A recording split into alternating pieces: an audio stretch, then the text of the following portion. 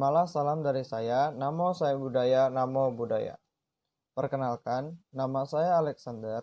Saya mahasiswa Universitas Internasional Batam dengan MPM 2041141. Pertama-tama, saya akan menjelaskan tentang permasalahan dan latar belakang masalah yang saya buat untuk proyek sosial keagamaan ini.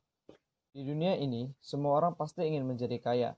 Menjadi kaya di sini dapat dilakukan dengan benar dan tidak benar. Dilakukan benar di sini adalah dengan mencari uang dengan usaha sendiri, tidak mengambil yang bukan milik kita. Membuat orang sekitar kita bahagia dan kita tidak sombong.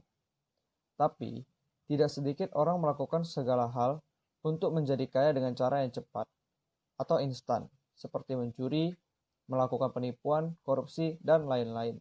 Saat seseorang tergila-gila akan harta, maka mereka akan melakukan hal yang tidak benar, seperti berjudi, bermabuk-mabukan, meminum obat-obat terlarang, dan pergi ke tempat pelacur. Akan menjadi egois, seperti tidak ingin berbagi harta yang mereka miliki kepada orang lain, dan membuat mata mereka menjadi buta akan harta dan terjerumus ke dalam kegelapan. Seperti seorang pejabat yang diberi kepercayaan oleh rakyat untuk menjabat tapi malah menipu rakyat, serta mengambil uang rakyat untuk kebahagiaannya. Padahal seharusnya sebagai seorang pejabat yang baik dan yang dikasih kepercayaan dapat memberikan kepercayaan itu menjadi lebih baik, bukan malah mengecewakan rakyat. Dengan mereka menyalahgunakan harta kekayaan yang dimiliki ini dan menimbun harta kekayaan tanpa menggunakan secara benar dan bermanfaat bagi diri sendiri dan orang lain, karena tindakan-tindakan semacam inilah yang dipastikan akan menimbulkan duka yang hanya membawa pada kehancuran. Akibatnya, banyak rakyat yang menjadi korban dari keserakan pejabat-pejabat ini, baik pejabat-pejabat yang dari desa, lurah, kota, maupun negara. Semuanya sangat serakah akan kekayaan yang mereka dapat dengan cara yang tidak benar. Dengan melakukan penggelapan barang, mengkorupsi uang proyek, menggunakan kekayaan yang mereka dapat dengan cara tidak benar seperti berfoya-foya di atas penderitaan rakyat yang sengsara karena tidak mendapatkan hak yang seharusnya mereka dapatkan. Tidak hanya pejabat yang melakukan hal ini, masih banyak lagi. Seperti pengusaha yang jahat juga melakukan hal yang serupa, seperti menyuruh karyawannya dari batas manusia, tidak memberikan hak karyawan yang dengan benar sesuai dengan ketentuan, atau memberikan upah yang tidak sesuai. Mungkin pengusaha mementingkan keuntungan yang besar untuk diri sendiri, tidak mementingkan kesejahteraan karyawannya. Keuntungan yang mereka inginkan sangat besar, cuma untuk kesenangan mereka sendiri, terus melupakan kewajiban dan tanggung jawab mereka, dan melakukan segala cara untuk mendapatkan kekayaan itu dengan cara yang salah, sekalipun yang penting mereka kaya, tidak mengingat bahwa itu adalah cara yang salah.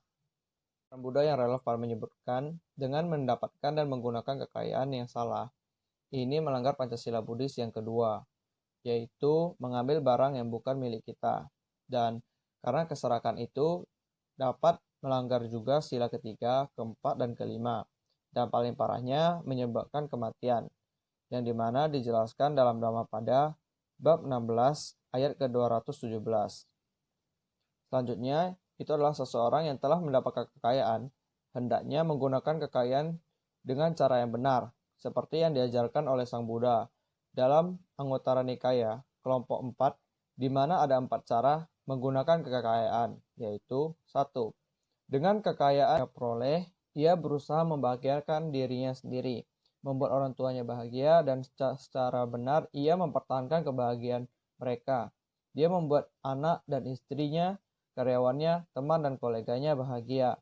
Kedua, rumah tangga dengan kekayaan yang benar demikian dijaga supaya tidak dirampok, dicuri, dan aman dari banjir. Ketiga, seorang perumah tangga yang telah memperoleh kekayaan melakukan 5 jenis persembahan, yaitu persembahan kepada sanak keluarga, tamu, leluhur, raja, dan para dewa. Dan yang terakhir adalah, kalau sudah menyalurkan kekayaan kita dengan benar, ada bentuk penyaluran yang lebih tinggi. Nilainya yaitu memberikan persembahan kepada petapa atau samana yang menjauhkan diri dari kecocokan atau kesombongan, yang mantap dalam kesabaran dan kelembutan, yang berjuang untuk menjinakkan dirinya sendiri, yang batinnya telah tenang dan telah mencapai nibbana. Juga dalam Anguttara Nikaya kelompok 4 menyatakan bahwa harta kekayaan yang dimiliki dapat membuat keluarganya, orang tuanya, yaitu ibu dan ayahnya, istri dan anaknya, beserta budak, pekerja dan pembantunya, tamu dan koleganya juga ikut dapat merasakan bahagia dan senang. Dan secara benar, ia dapat mempertahankan kebahagiaan mereka dengan cara mengajak jalan-jalan, berlibur di suatu tempat, membelikan pakaian yang baru, terus membayar upah para pekerja, pembantu yang sesuai dan tepat waktu, atau memberikan upah lebih atau bonus bagi pekerja atau pelayan yang giat dalam menjalankan tugasnya. Dan dalam Samyutta Nikaya keempat, 331, Buddha memberikan 3 aspek syarat yang seharusnya dijalankan perumah tangga dalam kegiatan usaha. Salah satunya adalah cara menggunakan kekayaan yang bermanfaat bagi dirinya sendiri, orang lain, dan beramal. Akhir dalam Dhammapada Tanhawaga 355 yang berbunyi, kekayaan dapat menghancurkan orang bodoh, tetapi tidak dapat menghancurkan mereka yang mencari pantai seberang atau nibbana. Keserakahan pada kekayaan dapat menghancurkan diri sendiri dan orang lain. Solusinya adalah dengan kita menggunakan kekayaan kita dengan benar, maka kita akan bahagia, baik dengan berdana, tidak menumpuk kekayaan untuk kesenangan sendiri, dapat membuat kita untuk perlahan-perlahan untuk mengikis keserakahan, membuat kita terlahir dalam bahagia dan mencapai nibbana. Tidak ada ruginya bagi kita untuk berbagi. Berbagi 1% yang kita miliki tidak langsung membuat kita menjadi miskin. Malah, kita menambah harta kebajikan kita sedikit demi sedikit, yang penting kita ikhlas sebelum, saat, dan sesudah memberi. Maka kita dapat menerima kebajikan yang melimpah. Maka, gunakanlah kekayaanmu sekarang dengan benar agar berguna bagi diri sendiri dan keluarga. Jangan sampai di saat semuanya hilang, kita baru menyesal. Jangan lupa akan tanggung jawab dan kepercayaan yang diberikan. Harus dijalanin dengan benar. Jangan sampai malah menjadi kekecewaan dan malah menimbulkan duka. Sekian video dari saya. Terima kasih. Namo Buddhaya, Namo Buddhaya.